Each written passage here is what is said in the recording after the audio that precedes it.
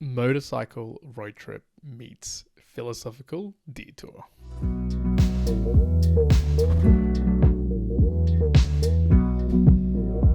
Welcome back, Mere Mortalites, to another edition of the Mere Mortals book reviews. You've got Juan here, co-host of the Mere Mortals podcast, as well as a provider of some book reviews as well every now and again.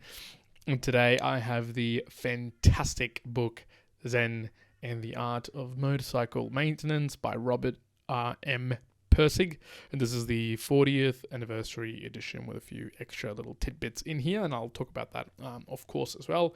Now, Robert himself, he actually recently, and when I say recently, it's been in the last 10 so years, I think 2017, passed away. So this is a quite an old book, and of course this is the 40th anniversary edition, so you can tell it's been created and crafted from a little while back. Now, the book itself did take me a very long time to read through, in part because of the density of the content and the piece of work that this is. Two, it's actually quite a few pages, almost 390 pages in length. I'm a bit of a slower reader, folks, so for you Mere Mortalites, if you understand this, you'll see why. The writing as well in this book, and I'll just display here to the video camera as well, but if you're just listening to it at home, there is very few gaps in this actual book. So as I'm going through, I believe chapters are about 20 to 30 pages, and there's just not even like gaps in paragraphs. It is a very chock-a-block piece of work, so it does take a good amount of time to get through, especially for someone like me as a new dad. Yeah, it took a while. It was a couple of months. So a little bit about a summary of the actual book itself and maybe the author. As I mentioned, Rob, and I've got a couple of notes here. Look, this book is a philosophical novel, and it's a work of creative nonfiction. But of course, it's going through and pulling out information from Rob himself. He actually calls out right at the beginning of the book. He says this particular book, let me just bring this out, is an author's note. What follows is based on actual occurrences. Although much has been changed for the rhetorical purposes, it must be regarded in its essence as fact. However, it should in no way be associated with the great body of factual information relating to Orthodox and Buddhist practice. It's not very factual in motorcycles either. So just a bit of a guide there from the author himself. So Rob, born in Minneapolis, he pursued studies in biochemistry, Eastern philosophy, and journalism. Now, his work is very rooted, as you're running through this, it's personal experience. It is his experience. As he mentions, he's changed some of the notes around it, but it's very much a personal piece of work, really delving deeply into the complex philosophical issues, primarily the exploration of the concept of quality, right? And quality, I go, what do you mean by quality? And as you first read probably the first half, again, for myself, I went, when is it talking about quality? And then it gets heavy, folks. And then it gets heavy. So be prepared for this book. It is a very big upturn in terms of the philosophy that gets hit to you as you go through. But we'll talk about that as well. Just overall, the journey of the actual story, right, and the plot, it really intertwines a motorcycle journey, right, of himself, Rob, and his son, Chris, going across the US. So it's a narrator and his son. They're also joined by a few friends at the very beginning, which sort of peters off. They tailor off when they get to a house, and then it continues with some hiking and then more road tripping. Just me, for myself personally, as I'm looking through this plot, probably through 3/4 of the book, I actually stopped reading too much into the aspects of the travel. It wasn't as interesting, and instead I was just kind of jumping ahead into the details of the philosophy that was being discussed. However, there was aspects of philosophy that were being discussed in the practical terms of the journey. So just as a heads up, the narrative as well really delves into the protagonist. So as a narrator, the struggle or the mental struggles that were found there, especially with insanity. And so again, Robert experiences bona fide, really. And there's actually an interesting note that I actually found was that even with the widespread success of this particular book, which he didn't actually realize was going to happen and the cult following around it, he actually confessed that he actually found it hard to read again due to the intense pain and personal memories which it actually evoked when he was rereading it, or if he was going to reread it. So, there's an interesting fact for it. A couple of other points on the plot. The actual full motorcycle journey, it's 17 days of motorcycle journeying with, again, some hiking interspersed through it. So things from Minneapolis to San Francisco. And so the story sort of alternates between there.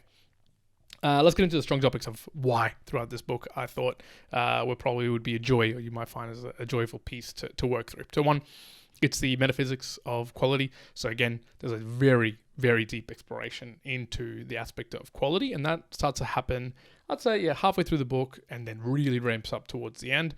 Again, this is an intermediary piece of philosophy work. It very much is disguised with a story intertwined, and that allows the reader to get into the initial understanding of who the narrator is, what's happening in their world, how they're looking into the motorcycle. So it splits into the classic and romantic understanding or philosophy or conversations, especially obviously it's called Zen and the Art of Motorcycle Maintenance, through the use of motorcycle maintenance and describing the classical breakdown that you might do, so the romantic breakdown, and so that dichotomy between the analytical, logical thinking of classical and the intuitive artistic appreciation.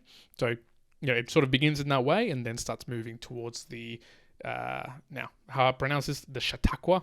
Maybe, I'm not sure exactly how you pronounce this, but the differentiation between, that mode of thinking into the mode of quality, and where the quality itself is a dualistic view, a monoistic, and where point does it sit? Is it quality before everything, which is kind of where this tails towards, or is it after something and the description of it? That is a hugely deep topic, and as I say, that's sort of an intermediary philosophy piece, which for me personally, I haven't gotten stuck into, but I really enjoyed that metaphysics of quality.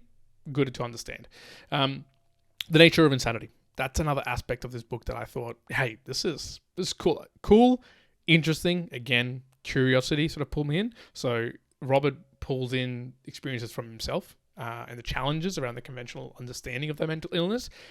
You're not going to find some detailed description of the mental challenge or insanity, but getting that information across from the individual's perspective very clearly. Now, this can be seen in loads of other books where when you're reading it through, they're not so much detailing it, but they're describing it through their own form and stories. It makes it almost more powerful and much more graspable to the average mere mortal to go, okay, that must be like what it might be like to be insane or to be insert whatever mental illness or mental interpretation.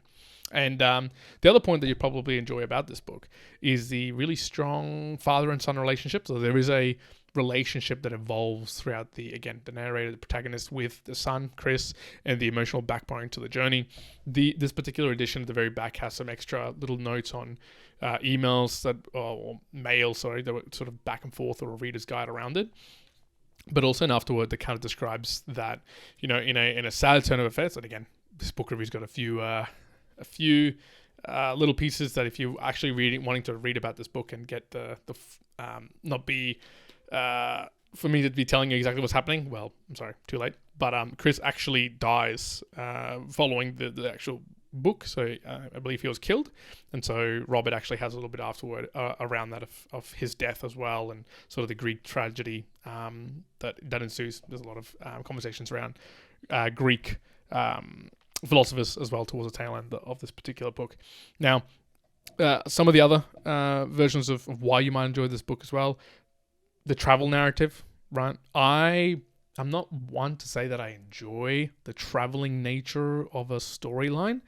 Never have really read it. So this one kind of jumped out as I wasn't even prepared for this to be there. And this kind of falls in two camps. One, I enjoyed it to a point. So again, I mentioned about 2/3 through the way of this book review. I was really enjoying it, but then whether it was just a lot of information to be going through. I had other things happening personally in terms of just the time commitments. And I went, I'm going to stop reading that aspect. But for what I did enjoy that traveling descriptor throughout the book. That was fantastic.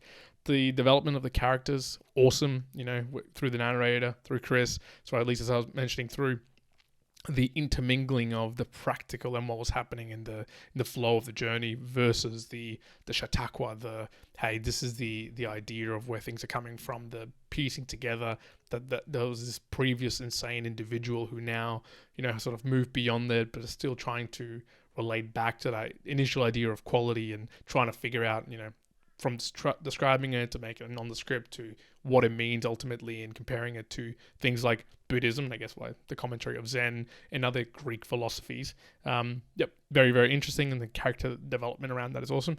And the philosophical inquiry, again, I haven't read many philosophical books. This gets into a very intricate philosophical conversations. There was definitely some aspects which slowed me down, but it was also that interesting challenge where I went, yeah, I can see how other people would really enjoy this particular sort of book, especially in the philosophical inquiry that it presents. So, some of the reasons you might not like this book that I also found: one, the technical details, and of course, it's about motorcycle maintenance. But for me, I don't particularly enjoy motorcycles. That's one. I don't particularly enjoy maintenance. That's two. So the technical details, which maybe, a motorcycle enthusiast would really enjoy, I really didn't. I didn't care for, the specific specifications around the bolts and the nuts and some of these things. And I definitely read through some of those ones. So I went, I don't know what else I'm picking up. I understand the concept, and maybe perhaps for me, if they'd be discussing something which is much more of a hobby or something that I really enjoy and can connect with, I would have loved it even more. But such is life. Two, it is heavy philosophy, and it's probably not. You don't pick this up thinking there's going to be super heavy philosophy. Again, that's noted out as being an intermediate piece of work. Having not read any, I've got to be frank. There was times when I went, I feel like I'm out of my depth. I'm a mere mortal here trying to read some philosophy, and I'm not connecting it all that well. This is the sort of book and concepts in philosophy where you go, okay, you almost have to step back, kind of go and be still for a while, go do something else, return back to it and go, that's what I mean. And after reading the book, definitely been a piece where I've gone, that's what they meant about quality, or that's what they didn't mean, or do I think this is acceptable, or etc. Even to the beginning bit of this book around classic and romantic thinking, even to this day, a few weeks after finishing the book, I kind of go, okay, yeah, that's what it actually meant. So there is reasons that people might not enjoy that as a mere mortal, because as you're reading through, you go, this is challenging to really pick up, but such is life sometimes with difficult concepts such as those. The non-linear narrative, some people can really get caught up in something like this where it kind of interweaves with different things. So you have the journey, the motorbike journey, and that's with the narrator and Chris and a few other people. But at the same time, there's sort of traveling back in time and going forward in time and referring to different things. Robert does a good job at it, but I can see some people being slightly frustrated, slightly thinking that it's not a chronological order to a lot of things. And indeed, even with some of the flashbacks go between ages and wells and times. And there was a couple of times, at least for myself, where I was kind of thinking, well, wait a minute, this is now, it is in the past. But the book actually intertwines or sort of triangulates towards almost a merging of that past history of Phaedrus to, the current self. And so there is a approximation to much more of a one timeline, but that only happens right towards the end. And look, yeah, I sort of call that the technical descriptions, but there are other technical descriptors throughout that it's just not in terms of literature that I'm looking to consume at the moment, just wasn't for me. So be on the lookout that as you go into reading the Zen and the Art of Motorcycle Maintenance, one, it's not necessarily about Zen. Two, it's not really necessarily about motorcycle maintenance, so don't be picking up for that. Be picking it up for getting a lot of insights into philosophy, or at least Robert's perspective on quality and how quality intermingles with the ideas of philosophy or other philosophical ideas.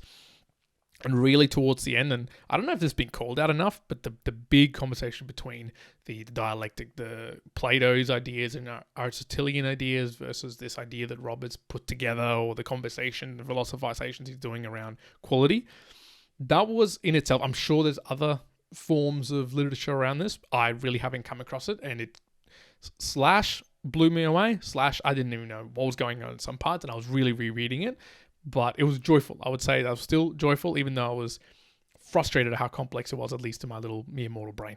So look, in summary for this book, it's a masterful blend of travel narratives and philosophical explanations. I enjoyed it. From personal reflection, I think the rich tapestry of emotions, of descriptors of what the philosophy that I was trying to get through from Robert was. I do enjoy the sort of almost hidden away concept within stories, and so this was definitely a story intermingled with some philosophy. It wasn't, just something jammed in it to see how it would work. Towards the tail end of the book, I would probably say halfway onwards, it really becomes much more philosophy than it does as a story. It's just more of a means of, hey, here's the next piece of philosophical idea that I want to get across. But overall, if you want to get into something that is philosophical and very, very interesting, and you're curious about things like this, it's not a bad book to begin with, even if it is an intermediary style philosophical book. But be prepared to really assess or inquire into some of the words that are being put forward, and just be curious, absolutely curious. So that for me was Zen and the Art of Motorcycle Maintenance. I gave it a 7 out of 10 for me personally. Really, really enjoyed it. Would I go and reread the book? Not for a long time. I might read or see summaries, or at least investigate into the quality aspect of the conversation. I think I was really interested by that, and that probably would be the only piece that I wanted to follow up. Not a reread book, very heavy book, but I would recommend it absolutely, folks, to people out there. If you have read the book Zen and the Art of Motorcycle Maintenance, let me know what you think about it. It is an oldie, but definitely a goodie. One that I know Karen read a very long time ago, and he was looking forward to seeing what I thought about it. So enjoyed it, even with the complexity that it brought. For now, folks, I'm going to leave it there. Again, if you want to be supporting the channel, whether it's a Mere Mortals podcast or the Mere Mortals book review right here, or anything else that we are doing, we do ask that you provide it through the time, talent, treasure method of value for value. With your time, you're listening to this, maybe you want to share it with someone else. Talent, you can help us out. If you have any questions, or if you have any other suggestions for me of books to go next after this one, recommend it. Is there an easy one for me?